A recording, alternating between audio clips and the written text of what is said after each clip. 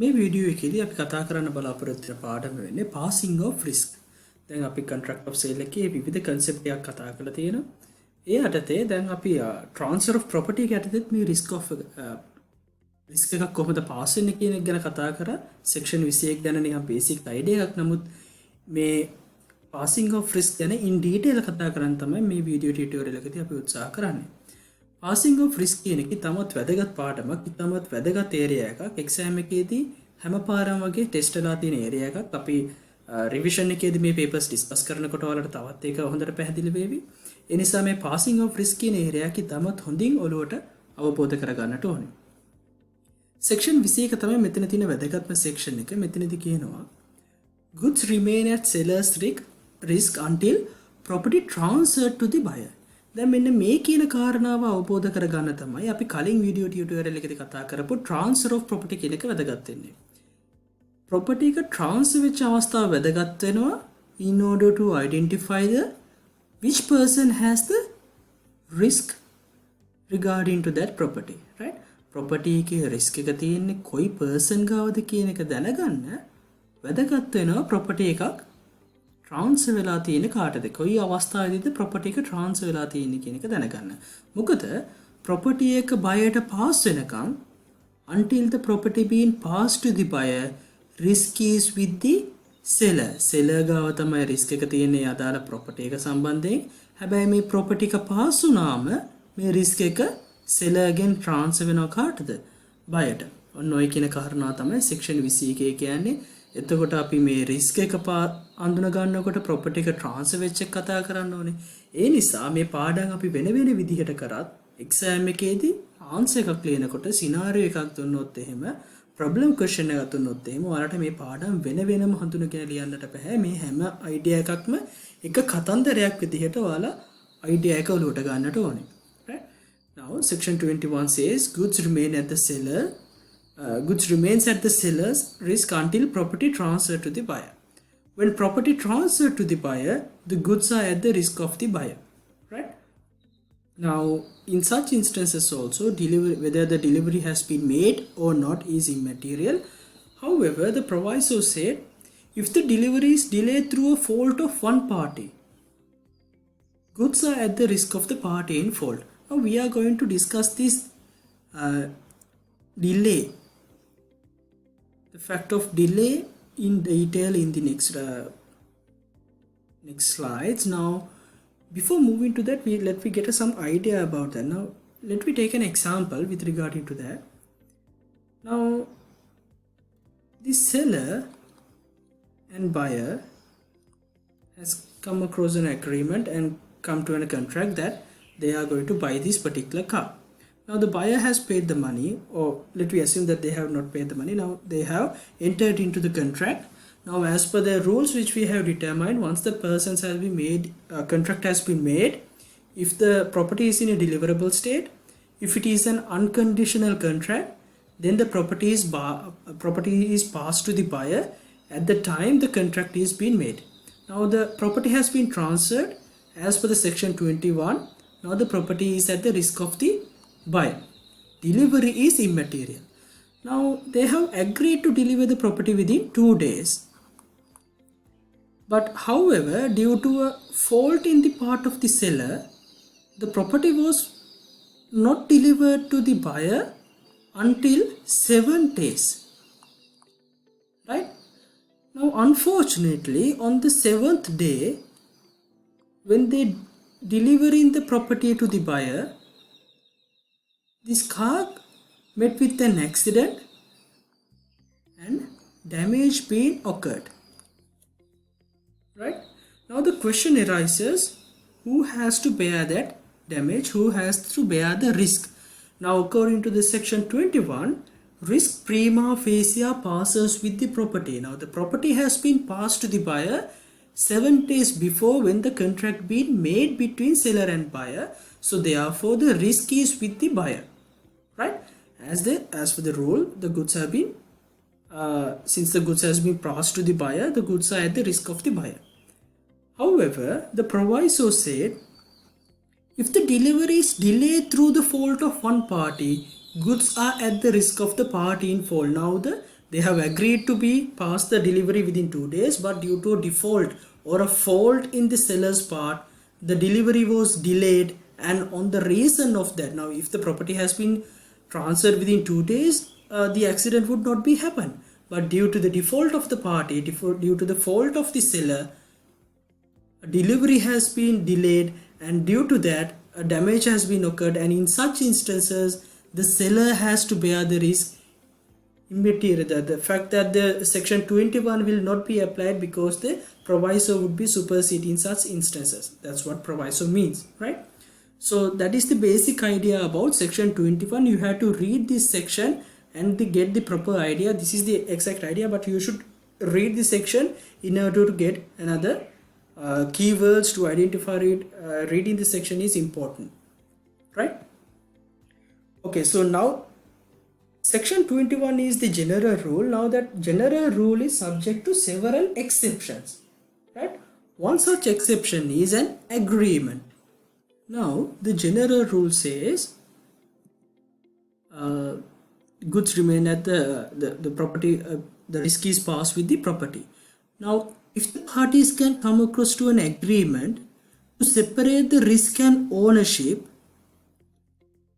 right? If the parties can make an agreement to separate the risk and ownership, then the section 21 would not be applied. Now let me take this case law to explain that fact.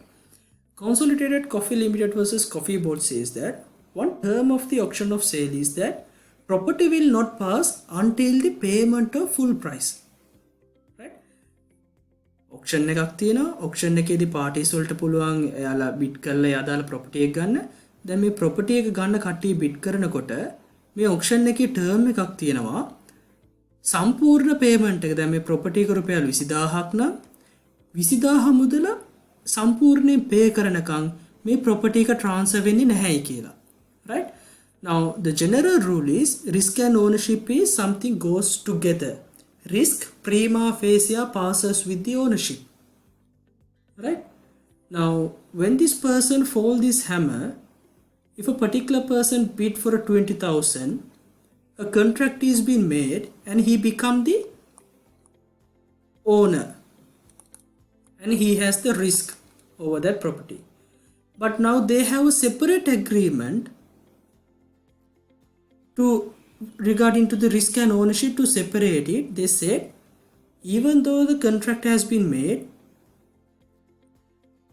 property will not pass until the payment of full price. Now they have separate the risk and ownership with a separate agreement. Now until this payment is being made, even though the fall of hammer would create a contract, the property would not pass to this particular person, right? He will not be the owner until the goods remain at the seller at the risk of the buyer. Now the ownership piece will be the still with the seller will still continue the ownership, but at the risk of buyer, right? So for an example, this particular auction was occurred in October 3rd. He said he will pay the money in 4th of October. Now during this time the property will still be with the ownership of the seller, but the risk is with the buyer. Now at this time, during this time, if the property got damaged, the risk has to be bared by the buyer even though seller is having the ownership. Now the general rule is if the owner, the risk prima facie passes with the ownership. If the seller is the owner of the property, if something happens to that property, the risk has to be bared by the seller. But now they have a separate agreement to separate the risk from its ownership. Now the ownership is with the seller, risk is with the buyer. Now during that period, if something happens to the property and if it damaged, even though the owner is with someone else, the risk is with the buyer and buyer has to bear the loss, right? So court held that this clause is valid and effective.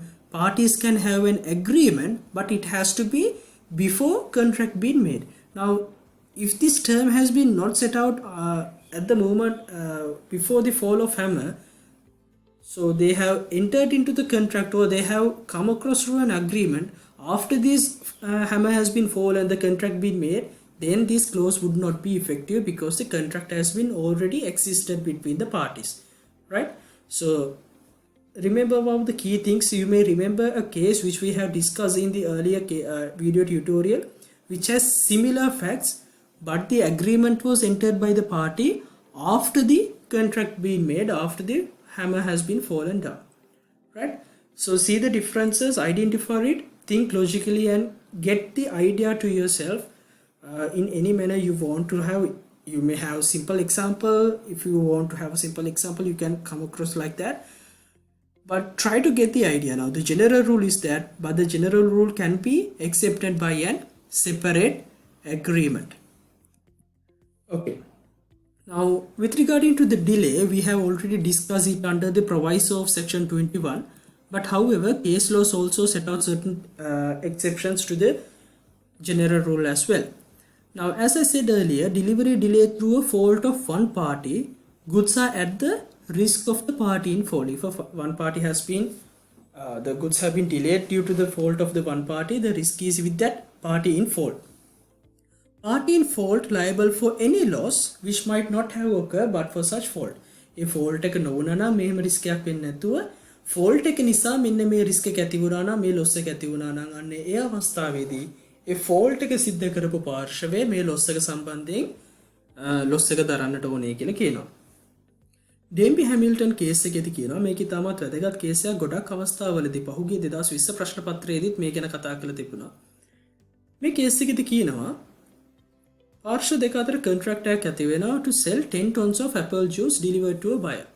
දැන් deliver කරන්න apple juice වගේක් ඒකල agree වෙනවා. Buyer was late in taking the delivery. දැන් seller හරි දවසේ එව්වා. buyer ට කිව්වා මෙන්න මේ අදාළ තැනින් මෙන්න මේක collect කරගන්න කියලා.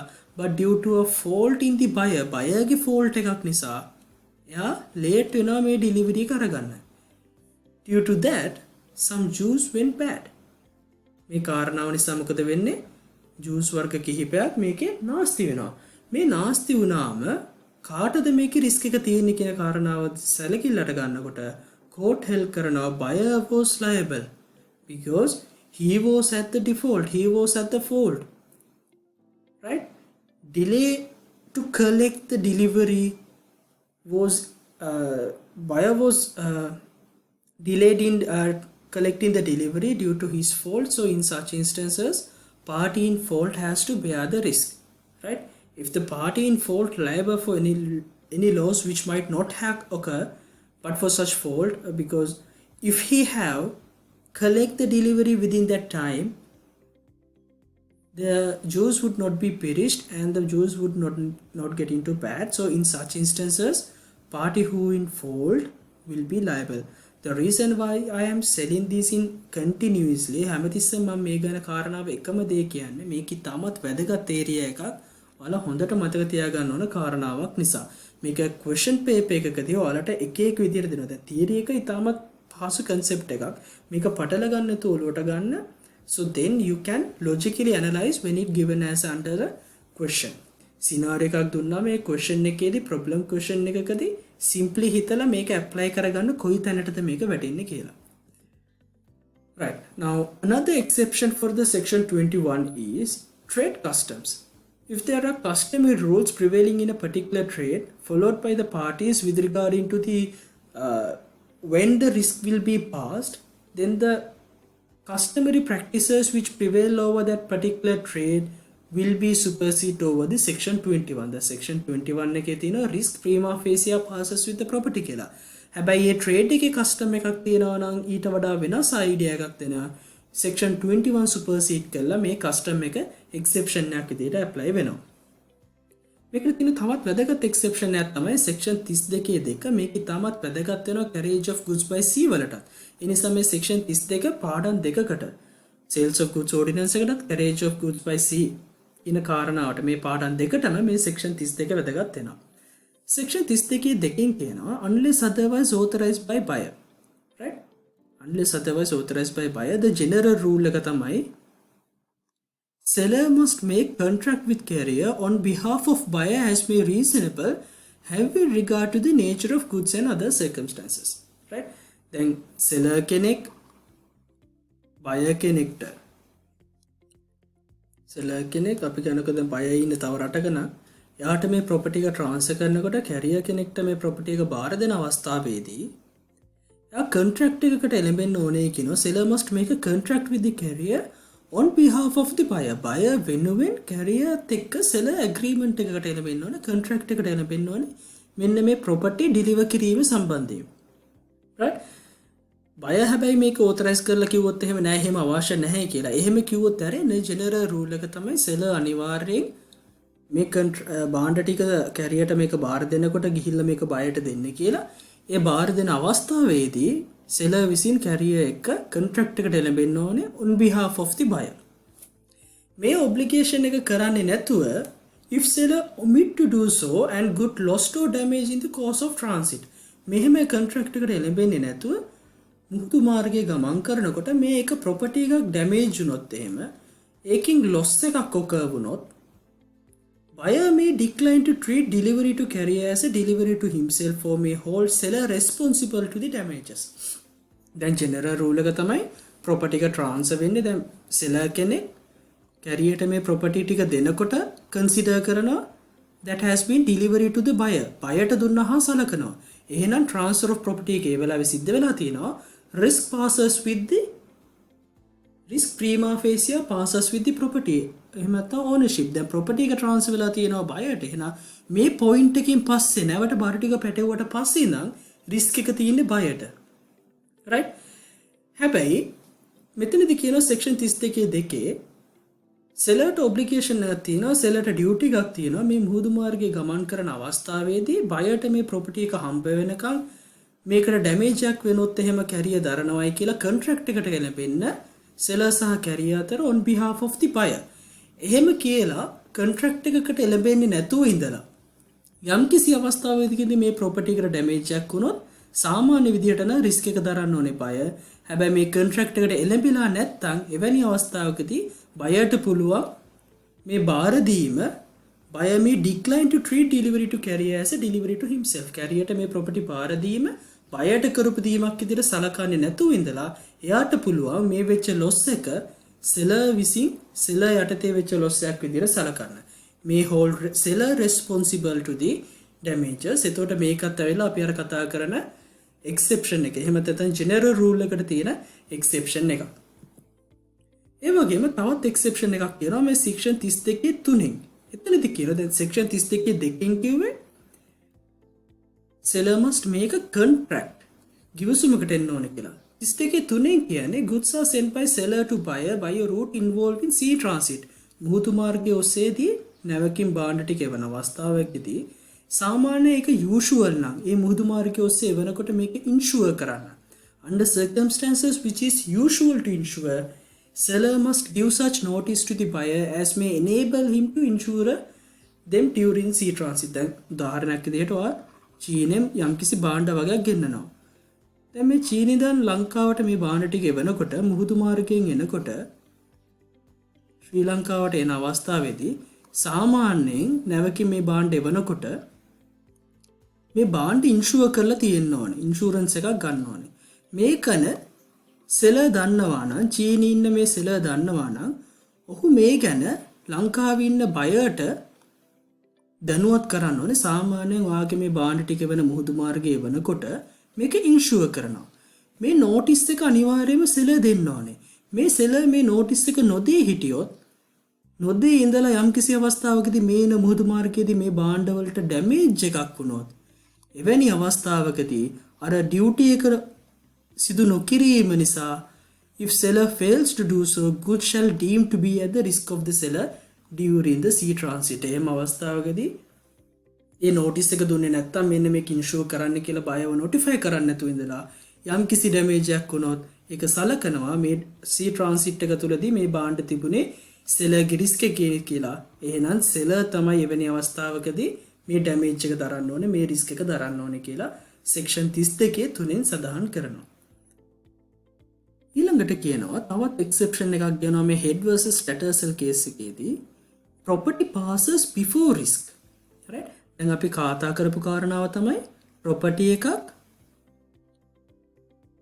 පාස් වෙනකොටම ඊට සමගාමීවම රිස්ක් එකත් පාස් වෙනවා. ඒක නම් අපි කතා කරේ. රිස්ක් ප්‍රීමා ෆේසියා පාසස් විත් ද ප්‍රොපර්ටි. එකම අවස්ථාවේදී මේ දෙකම වෙන්නේ. නමුත් සමහර අවස්ථාවලදී මේගොල්ලෝ කියනවා ප්‍රොපර්ටි එක කලින් පාස් වෙනවා රිස්ක් එක පාස් වෙන්නේ ඊට පස්සේ. Property passes before the risk. අපි මේ කේස් එකත් එක්ක මේක තේරුම් ගමු. ප්ලේන්ටිෆ් මොකද කරන්නේ? මේ ප්ලේන්ටිෆ් අශ්‍රයෙක් මිලදී ගන්නවා ඩිෆෙන්ඩන්ට්ගෙන්. ඩිෆෙන්ඩන්ට්ගෙන් මේ අශ්‍රය මිලදී ගන්නේ මෙයා හොඳට දඩයම් කරන්න පුළුවන් අශ්‍රයෙක් විදිහට ඩිස්ක්‍රිප්ෂන් එකක් යටතේ මෙයා දැන් ප්ලේන්ටිෆ්ට අවශ්‍ය වෙනවා හොඳට දඩයම් කරන්න පුළුවන් අශ්‍රයෙක්. ඒ ඩිස්ක්‍රිප්ෂන් එක යටතේ දඩයම් කරන්න පුළුවන් අශ්‍රයෙක් ඉල්ලුවාම ඩිෆෙන්ඩන්ට් මොකද කරන්නේ? මෙන්න මේ particular අශ්‍රයව දෙනවා. right? 1 week was given to return the horse if it did not fit the description.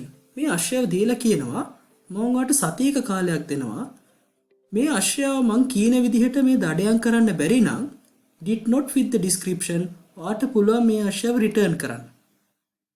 right? සතියක කාලයක් දෙනවා අශ්‍රයව අරගෙන යන්න මේ අශ්‍රය මං කියන විදිහට දඩයම් කරන්න බැරි අශ්‍රයෙක් නම් return කරන්න කියලා. Horse accidentally injured before the week and have discovered that it had not been hunted with Bicester hounds. Right? සතියක කාලයක් යන්න කලින් මේ අශ්‍රයා ඇක්සිඩන්ට් එකක් කළා මෙයාට තුවාල සිද්ධ වෙනවා. ඒ අතර වාරයේදී මෙයාලා ඩිස්කවර් කරගන්නවා මේ අශ්‍රය ඇත්තටම මේ ඩිස්ක්‍රිප්ෂන් එකට ගැලපෙන්නේ නැහැ. මෙයා හන්ට් කරන්න පුළුවන් අශ්‍රයෙක් නෙමෙයි. මේ දඩයම් කරන්න පුළුවන් අශ්‍රයෙක් නෙමෙයි කියලා. And plaintiff claimed to return it. Right? plaintiff ඒ නිසා දැන් මේ ඩිස්ක්‍රිප්ෂන් එකට මැච් වුණේ නැති නිසා මෙයා කියනවා මම මේව රිටර්න් කරනවා කියලා. දැන් ප්‍රශ්නයක් එනවා මේ අශ්‍රයට වෙච්ච තුවාලය මේ ඩැමේජ් එක කවුද දරන්නේ? මේ රිස්ක් එක කවුද දරන්නේ කියලා. දැන් ප්‍රොපර්ටි එක රිස්ක් එකත් එක්ක පාස් වෙනවා කියලා. Risk prima facie passes with the property. දැන් කොයි අවස්ථාවේදීද ප්‍රොපර්ටි එක පාස් වෙන්නේ කියන ප්‍රශ්නේ එනවා. මෙතනදී කියනවා help plaintiff was entitled to return and recover the price. right? එහෙනම් මේ අශ්‍රයාට තුවාල වෙච්ච අවස්ථාවේදී ඒ කරපු බෙහෙත් සම්බන්ධයෙන් ඒක රිකවර් කරගන්නත් මේ ප්‍රොපර්ටි එක රිටර්න් කිරීමේ අයිතියත් ප්ලේන්ටිෆ්ට තියෙනවා කියලා කියනවා. මොකද ප්‍රොපර්ටි එක පාස් බිෆෝර් ද රිස්ක්. රිස්ක් එක තාම තියෙන්නේ රිස්ක් එක තාම තියෙන කා ළඟද? ඩිෆෙන්ඩන්ට් ළඟ. මොකද එයා ප්‍රොපර්ටි එක දැන් සෙලර්ට දුන්නත් ප්‍රොපර්ටි එක කාටද තියෙන්නේ? ප්‍රොපර්ටි එක තියෙන්නේ සෙලර්ට. right? සෙලර්ට කලින් ගිහලා තියෙනවා. මොකද මෙයා 1 week දීලා තියෙනවා. මේ 1 week ඇතුළතදී රිටර්න් කරන්න කියලා එයා කියලා තියෙනවා. එහෙනම් දැන් රිටර්න් කරනවා නම් තාමත් රිස්ක් එක තියෙන්නේ ඩිෆෙන්ඩන්ට් ළඟ. එහෙමත් නැත්නම් සෙලර් ළඟ. සමාන ප්‍රොපර්ටි එක යන්න ඕනේ එතකොට බයයට. right? රිස්ක් එක තාම තියෙන සෙලර්ට. එහෙම නැත්නම් මේ කතන්දරේ විතර ඩිෆෙන්ඩන්ට්. ප්‍රොපර්ටි එක තියෙනවා බය ළඟ. ප්ලේන්ටිෆ්ට දැන් මේ රිස්ක් එක ප්ලේන්ටිෆ් දරුවා නම් ඒ දවස්වලදී ඒක රිකවර් කරගන්න පුළුවන්. මොකද ප්‍රොපර්ටි එක පාස් වුණාට රිස්ක් එක තාම පාස් වුන්නේ නැහැ. මෙයා සතියක කාලයක් තියාගෙන හිටියා ඩිස්ක්‍රිප්ෂන් එකට ෆිට වෙන්නේ නැත්නම් රිටර්න් කරන්න කියලා. එහෙනම් සතියක කාලයක් පහු වෙනකන් රිස්ක් එක පාස් වෙන්නේ නැහැ. රිස්ක් එකට කලින් property passes before the risk. property එක කලින් පාස් වෙනවා. මේකෙම අනිත් පැත්තක් තියෙනවා. when risk passes before property. property එකට කලින් රිස්ක් එක පාස් වෙනවා. දැන් කලින් එකේදී උනේ property එක කලින් පාස් වුණා. රිස්ක් එක ඊට පස්සේ පාස් වුණා. දැන් මෙතන කියනවා property එක තාම පාස් වෙලා නැහැ. හැබැයි රිස්ක් එක පාස් වෙනවා. ඊට පස්සේ තමයි property එක පාස් වෙන්නේ කියලා. මේ ස්ටර්න් කේස් එකේදී කියනවා ස්ප්‍රීතු ගලුන් වගේක් තමයි විකුණන්නේ. They sold 12,000 gallons of spirit from a large quantity in a storage tank belonging to a third party. දැන් third party එකක තමයි මේ storage එක තියෙන්නේ. මේ third party එකේ storage එකේ මෙන්න මෙච්චර විතර ප්‍රමාණයක් අපි කියන්නකෝ මේ ටික තමයි දැන් මෙයා මිලදී අරගෙන තියෙන්නේ. මේ අනිත් හැමදේම තියෙනවා. plaintiff obtained delivery order, third party accepted it. දැන් plaintiff මොකද කරන්නේ? මේකට delivery order එකක් අරගෙන මේක ගෙන්න ගන්න හදනවා. plaintiff decided to leave the spirit in the tank and deteriorate it in the quality spirit. මෙයාලා මේක හරියට වහලා නැතිව මොකක් හරි හේතුවක් නිසා මේ ස්ප්‍රීතු ඇරලා තිබ්බ නිසා ඒක quality එක deteriorated වෙනවා. දැන් ස්ප්‍රීතුවක් ඇරලා තිබ්බ මේක wash කරනවා මේකේ validity එකක් නැති වෙනවනේ. so likewise the spirit has been deteriorated but the property is still within the third party. It has not been transferred to the parties. right? තාම මේක බයර්ට ට්‍රාන්ස්ෆර් වුණේ නැහැ. තාම තියෙන third party එකක් ළඟ. held risk is with the buyer though property has not been passed. මේක තාම බයට මේක ට්‍රාන්ස්ෆර් වුණේ නැති වුණත් තාම third party එක ළඟ තිබුණත් බයට මේ property එක ට්‍රාන්ස්ෆර් වුණේ නැති වුණත් property එක ට්‍රාන්ස්ෆර් වෙලා නැහැ. හැබැයි risk එක පාස් වෙලා තියෙනවා. මොකද plaintiff decided to leave the spirit. එයා තමයි මෙන්න මේ කාරණාව කරලා ගිහිල්ලා තිබ්බේ.